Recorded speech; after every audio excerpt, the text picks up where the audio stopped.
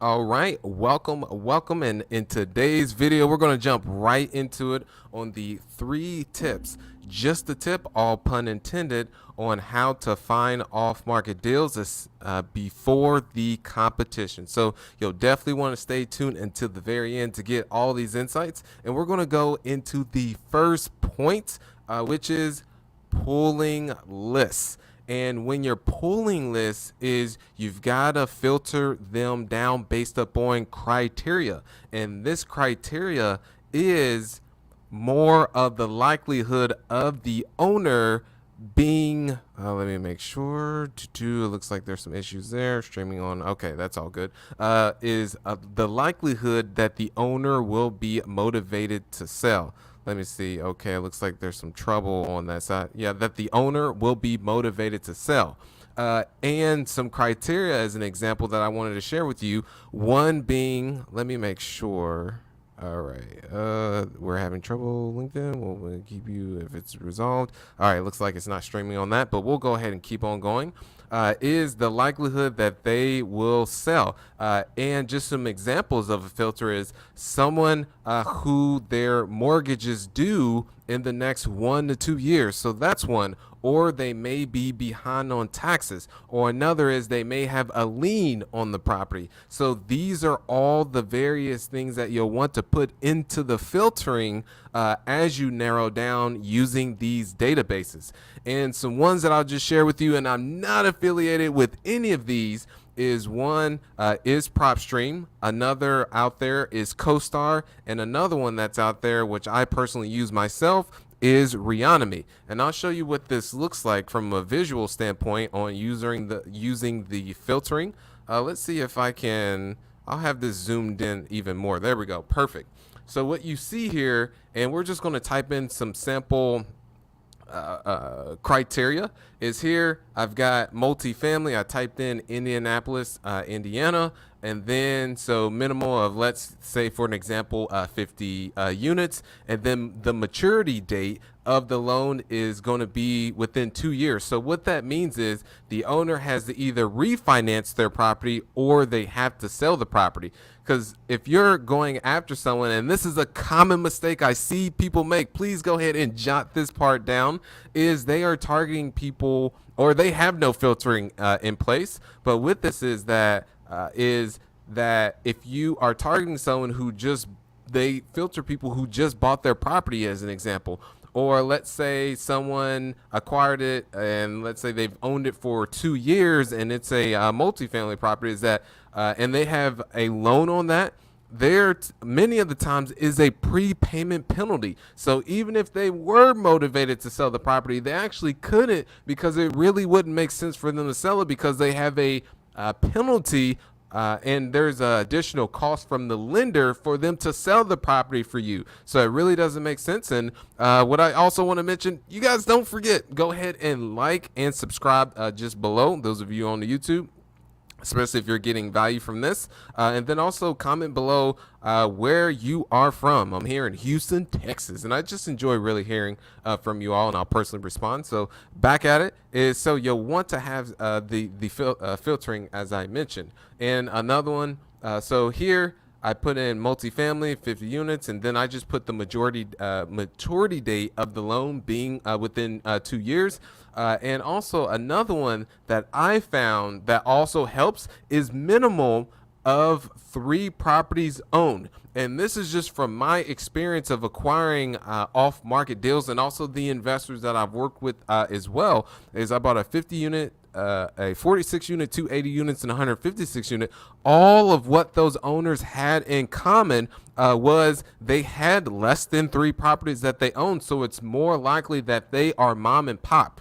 If someone owns more than that, let's say closer to 5, 6, 7, that they are a larger corporation, and the likelihood that they would sell directly to you versus just listing it on the market is much more slim. So that's another filtering that you want to have as well.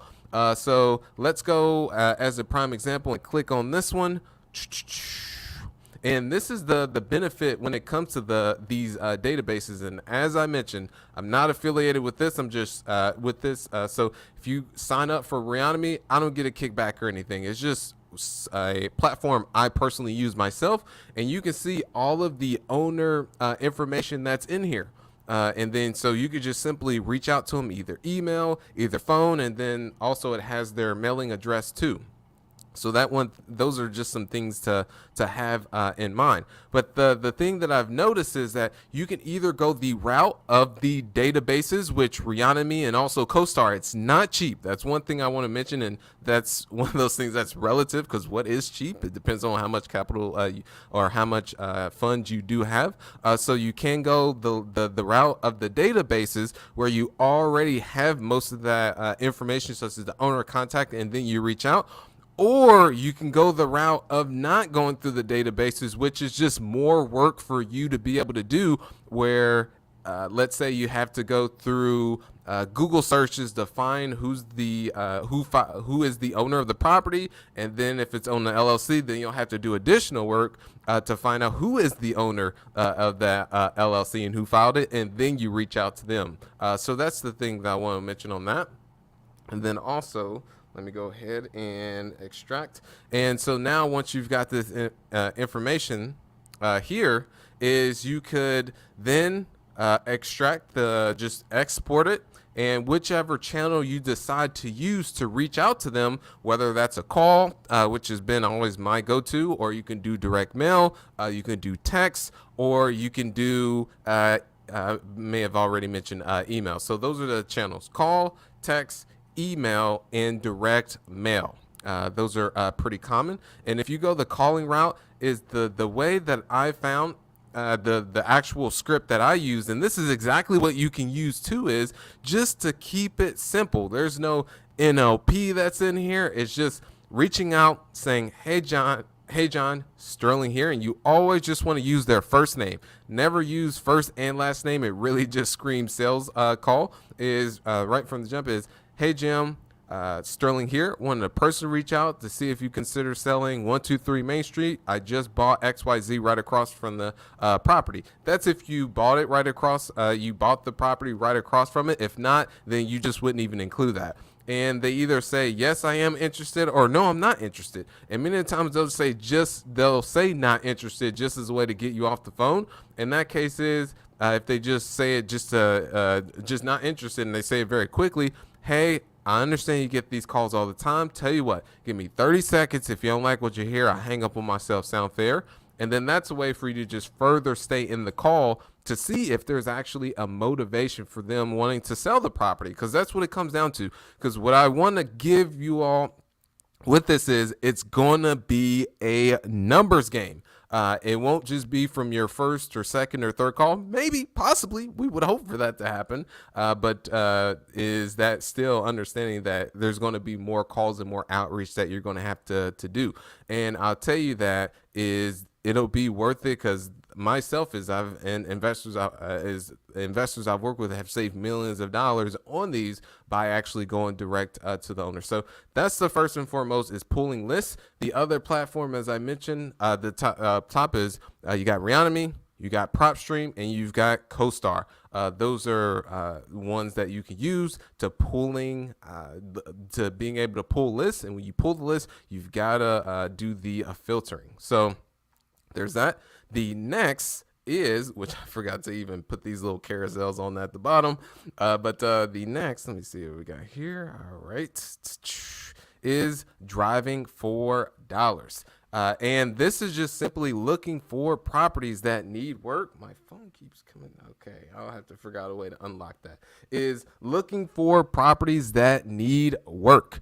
And an example of a property that needs work is, you'll know it when you see it. Is, let's say there's a tarp that's over the roof. The parking lot may look like an alligator's back, and it's just very bland. Or the grass may be very high. And what driving for dollars is you're driving, and they call it dollars, is you're just looking for properties that need work. That's the dollars, I guess. I don't know exactly where they give you. Those properties would be the money you would get from whatever we're going. So is you've got and you're looking for the properties that need work. And then the second step is for you to just reach out. So, and the key with Driving for Dollars is you've got to be very targeted. And know your criteria, meaning that what type of properties are you looking to acquire, meaning what size of the units and what age of the building too. Likely if the property needs work, it is going to be a older building. So you've got that. Okay, these are the types of buildings I want, whether it's a pitch roof, whether it's a flat roof. And then from there, you want to pick the specific neighborhood, and you want to continually hit that neighborhood as well, and not hit one neighborhood and then keep bouncing around to all the different ones. Once you've gone through one and come through it with the fine tune, which I could use a comb, but I don't have much hair. And then now you can move on to the next one. And I'll show you as an example what those steps would look like now that you've taken, instead of going the pulling lists route, and let's say you're just starting out, so you don't have the cash to invest in a database. And one hack that I would say for you is if you don't have the cash, you can just find someone who already has a subscription and then just ask if you can, pay them a portion or whatever the case is, or just say, hey, any deals that I close on, I'll give you a percentage. So that's a way to get around that. And so here is, let's say you've driven past this property. The name of it is actually Williamsburg Square Apartments. It's actually out in Michigan. You've driven past it, and you see that, okay, well, this is something I now want to purchase it. So now you figure out, okay, who owns it? That's the next steps. The great part about all this is it is public record. So anyone can access this information, and you've got the best tool that's accessible to you as well. So let me know when you've got a pen and paper ready. All right, you ready? So it is google.com. So yes, Google. So now you've got Google, and you could just simply type in this LLC. So you can type in the LLC, but most is, let's say you've got to go to the public directory, and because it may be the owner may have put it in their personal name, but likely in this case is they actually put in the LLC, which I did find it was an LLC. So one of the sources that you can actually use is actually this platform called opencorporates.com. And what I did is I typed in the LLC, and this is what came up. So Williamsburg Square Apartments of Lexington. It's out in Michigan, and not sure where they is that. And then here you can find who the owners are, the general partners, which is they're the ones who put the deal together. So we've got this person, Anthony, and then this person, Anton. And then now you could actually go to this platform, True People search.com right here. And this is a resource, and then you can put in their names, and then you can get their contact information and then reach out. So it is as simple as that. So that's the steps in taking the Driving for Dollars approach. And that's exactly how I was able to acquire my very first multifamily property. This was Garfield Place Apartments. I was in my 2001 Honda Accord, drove past it. This was the south side, the near south side of Indianapolis. And let's just, all right, Smith.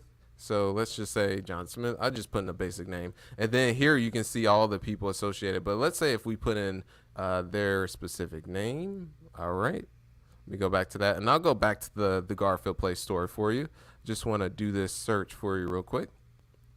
And so, yeah, we've got all these Anthony Matars that are here. So let's find the one that's in Michigan. So look, here we go. We've got several that are in Michigan, and it's likely that this is the younger, this is the son, and then this is the father in that case.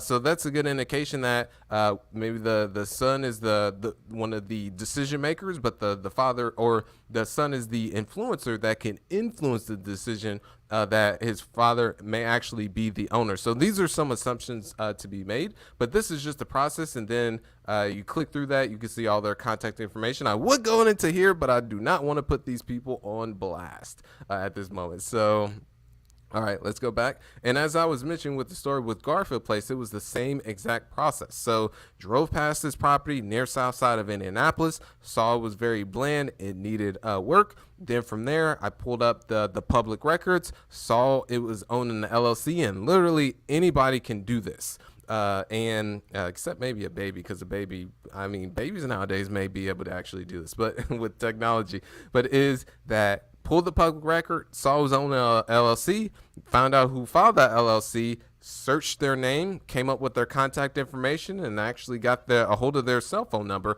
and then simply called Chris up. And yes, Chris was actually his name, and asked him whether or not he was interested in selling this property. And it came from there. It was yay or nay, and it turns out yay in that case. And then there was, of course, a lot more steps that was involved with that, but that's